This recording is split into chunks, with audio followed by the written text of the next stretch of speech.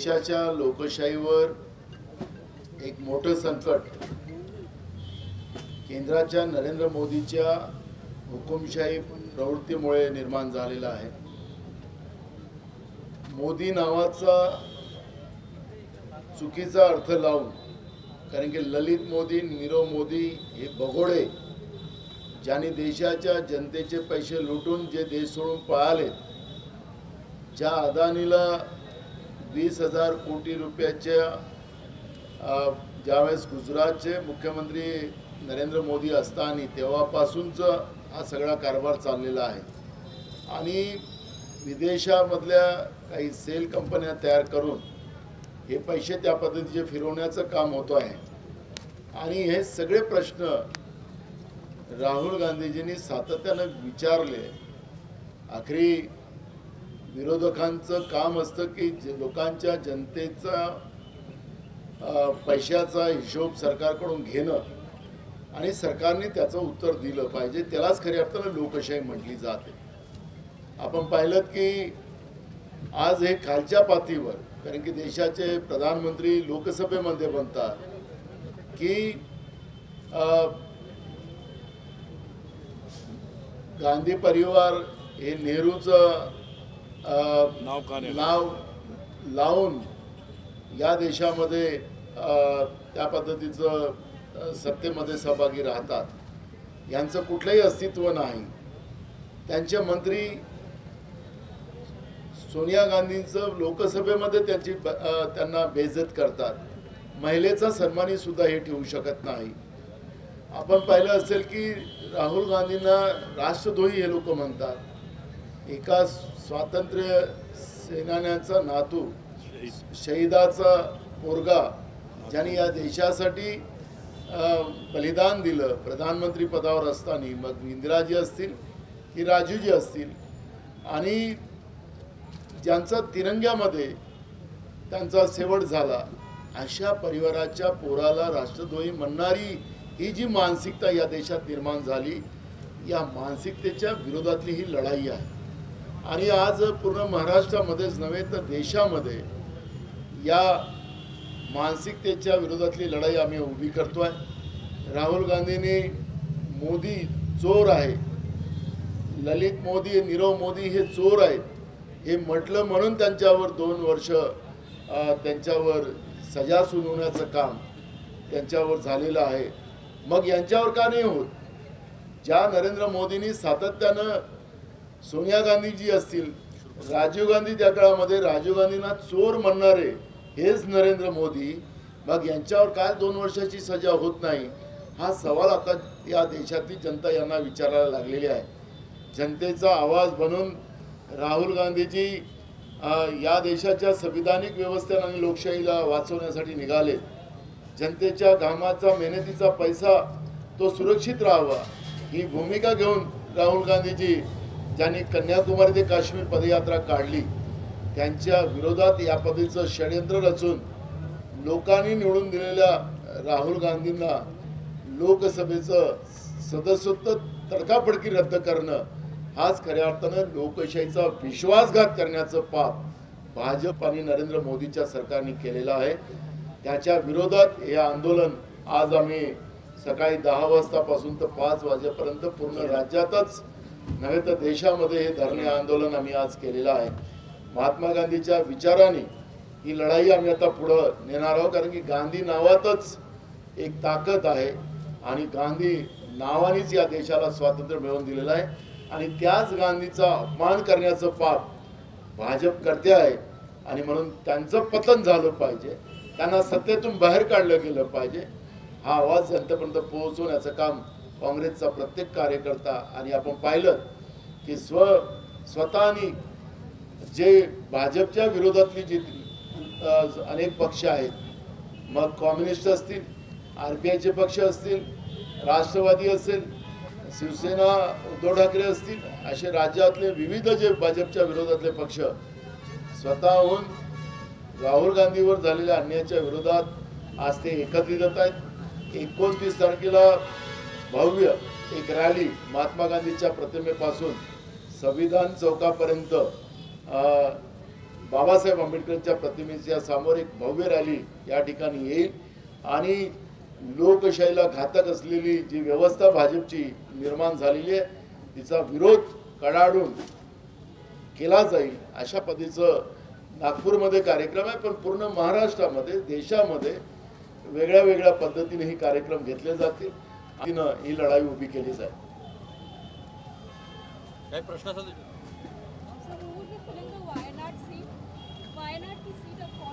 नहीं अभी तय नहीं हुआ।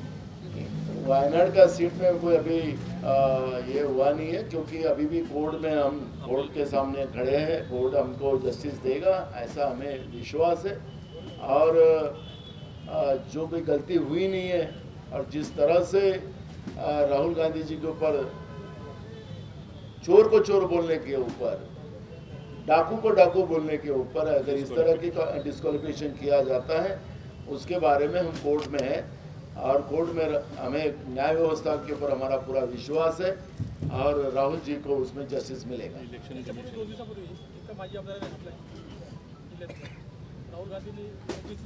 हे आमच्या पक्षात नाही आहे। हां 29 तारखेला जी भव्य रॅली तुम्ही काढणार आहे त्याच्याबद्दल काय संदेश देणार आहे आणि तुम्ही कार्यकर्त्यांना पण इथला एक इशारा दिलेला आहे की रॅलीमध्ये सहभागी होण्याची कारवाई केली। हे युद्ध आहे। या युद्धामध्ये तुम्ही स्वतःला काँग्रेसचे कार्यकर्ते समजून घेत असाल तर या युद्धामध्ये आता रात्र असो बेरात्र असो जेव्हा पक्षाचा आदेश आला तेव्हा तुम्हाला आता रस्त्यावर उतरावं लागेल कारण की संविधान वाचवणं हे काँग्रेसचा धर्म आहे। या देशाला स्वातंत्र्य मिळवून दिले सुद्धा काँग्रेसच मिळवून दिलेला आहे आणि स्वातंत्र्य मिळवल्यानंतर लोकशाहीच्या माध्यमातून हा देश उभा करण्याचं काम काँग्रेस विचारांनी केलेलं आहे। डॉक्टर बाबासाहेब आंबेडकरांच्या विचारांनी काँग्रेसने हा देश पुढे नेलेला आहे। आता तेच संविधान आता धोक्यात आलेलं आहे। अशा वेळेस कुठलाही काँग्रेसचा कार्यकर्ता आता आराम करता नाही, आता त्याला नेहमी जागतच राहावं लागणार आहे, त्याला लढतच राहावं लागणार आहे आणि जिथपर्यंत राहुल गांधीजींना ज्या पद्धतीनं बीजेपीने आणि RSS प्रवृत्तीने राष्ट्रद्रोही ठरवलेला आहे ही हा कलंक पुसल्याशिवाय कुठल्याही काँग्रेसच्या कार्यकर्त्यांनी आता शांत बसायचं नाही याच पद्धतीची सूचना आम्ही दिली आहे। गांधीजीच्या विचारानं सत्याग्रह आंदोलन झालंय पुढे आक्रमक असणार आहे का कशा पद्धतीने? गांधीजीचा विचार बापूंचा विचार हा आमच्यासाठी सर्वश्रेष्ठ आहे आणि त्याच विचाराने ज्या इंग्रजांसारख्या जल्लाद व्यवस्थेला हुकुमशाही प्रवृत्तीला महात्मा गांधीच्याच विचाराने आम्ही हाकललेलं होतं। आम्हाला विश्वास आहे कि सत्य परेशान हो सकता है पर पराजित हो नहीं सकता। हा महात्मा गांधीचा विचार जो आहे याच विचारानं आम्ही गोडसे विचाराला संपवू। शेवटपर्यंत शांततेतच होणार आहे हे आंदोलन शेवटपर्यंत? आक्रमकता ज्या वेळेस दाखवायची त्यावेळेस आक्रमकता दाखवू। आपण पाहिलं असेल की राहुल गांधींच्या प्रतिमेला जोडे मारण्याची जी मानसिकता होती ती मानसिकता आपण देशाच्या लोकांनी पाहिली। पण आता लोकांच्याच मताच्या रूपानं यांना जे सत्तेची गरमी आलेली आहे भाजपला ती गरमी उतरवण्याची व्यवस्था महात्मा गांधीच्या बाबासाहेब आंबेडकरांच्या महात्मा ज्योतिबा फुल्यांच्या विचाराने आम्ही उतरवू आणि त्याचा विश्वास आम्हाला। आज काही माजी मंत्री दिसत नाही, येऊन गेले। Sir, Rahul Gandhi has moved 10 defamation cases pending against him, but he hasn't filed anything for for BJP. Why is that? He is consulting with the advocates ना कारण की ते गुजराती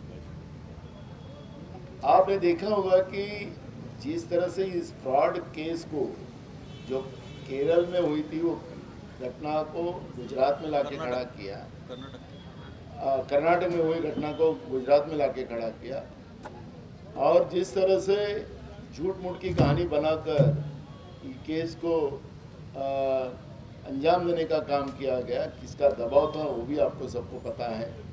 और इसलिए हमारी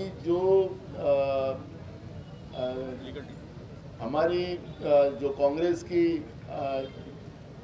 लीगल जो टीम है उसके आधार पर ये सब कार्रवाई की जा रही है और लीगल कार्रवाई जो है होगी हमारी लीगल टीम करेगी, इसलिए उस पर मैं ज़्यादा आज प्रतिक्रिया देना स्वतः ओबीसी आहे आणि बीजेपीचे आंदोलन जे उभं केलं आहे वातावरण समाजामध्ये ओबीसीचा अपमान होत आहे त्याचमुळे तुम्हाला काय वाटतं? मला एक साधा प्रश्न त्या लोकांनाच विचारायचा आहे की ललित मोदी, नीरव मोदी हा कुठला ओबीसी आहे पहिले त्यांनी सांगावं, आणि नरेंद्र मोदी हे ते ओबीसी आहे असं ते म्हणतात आहे की नाही, तो भाग वेगळा अजून एक आहे. त्यांची मी जेव्हा खासदार होतो त्यावेळेसही मी त्यांना प्रश्न केलेला होता. मी आज करतो असा विषय नाही. पण मग ओबीसीचे असतील तर ओबीसी समाज एवढ्या नीच लेवलवर जाऊ शकत नाही, कारण की ओबीसी हा अन्नदाता असतो, तो शेतकरी असतो, आणि अशा पद्धतीच्या लुटारू लोकांना सहकार्य करण्याची मानसिकता ही ओबीसी विचारात नसतं. आज अदानीच्या माध्यमातून, कारण की एकीकडे तुम्ही सांगितलं होतं की आमचं सरकार आलं तर आम्ही गरिबांच्या खात्यामध्ये काळा धन आणू आणि 15 लाख रुपये टाक.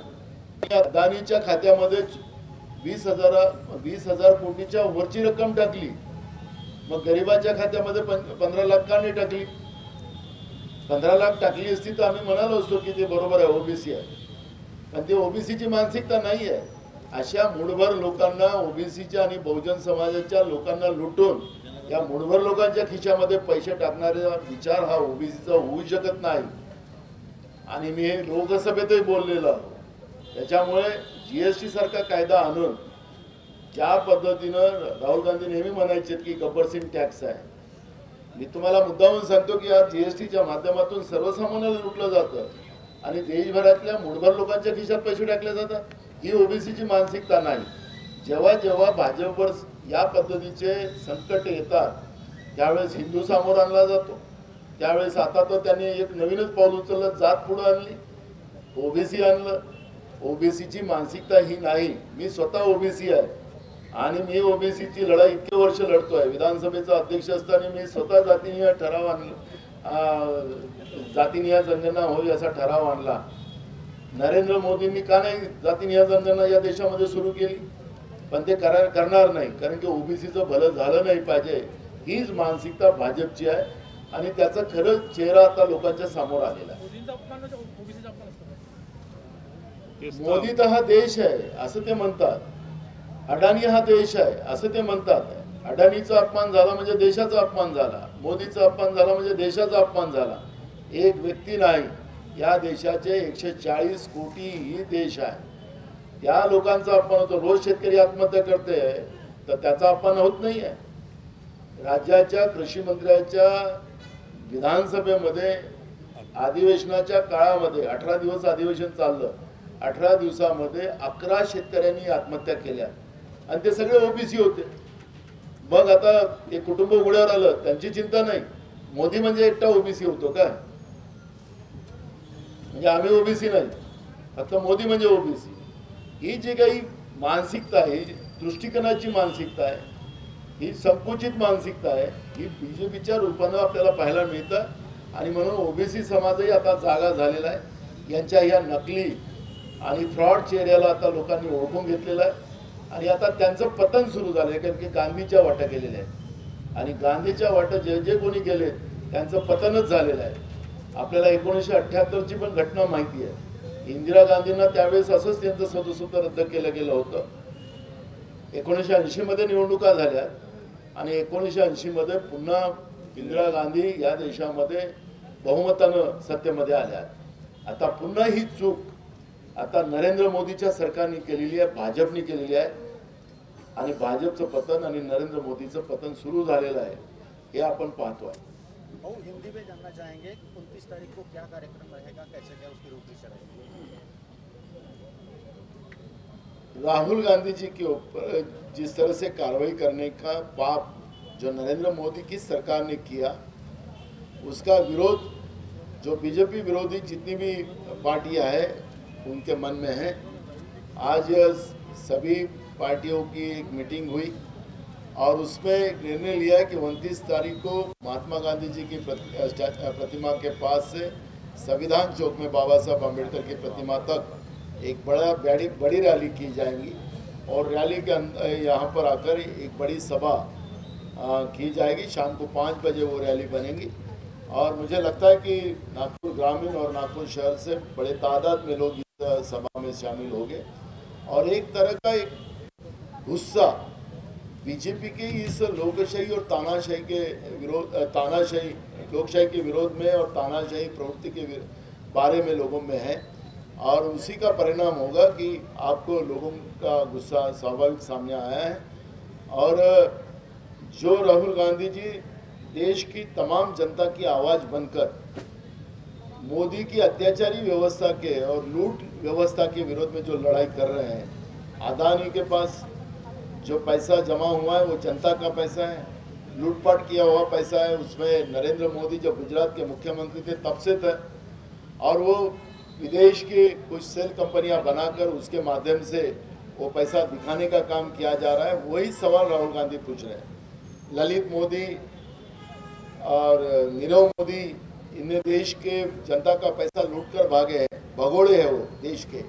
तो राहुल गांधी जी ने स्वाभाविक पूछा कि ये मोदी क्यों ये भगोड़े बन चुके हैं, चोर बने हैं। तो उसी का आरोप लगाकर राहुल गांधी के झूठ के केस लगाकर लोगों ने चुन के जो राहुल गांधी जी को दिया था वायनाड से, उनका सदस्यत्व जो लोकसभा का वो रद्द करने का पाप बीजेपी ने किया है, नरेंद्र मोदी की सरकार ने किया है और उसके विरोध में लोगों में जो आक्रोश है उसी का परिणाम आपको नागपुर में नहीं तो पूरे देश में देखने मिला। आपने सभी पक्षों का बोला है कि बैठक हुई है, तो क्या सभी पक्ष उस रैली में रहेंगे? बिल्कुल, सब पूरी तैयारी से रहेंगे क्योंकि आज उन्हीं लोगों ने मीटिंग ली थी, बीजेपी विरोधी, और उन लोगों ने इसमें शामिल होने की बात उनने ही की है।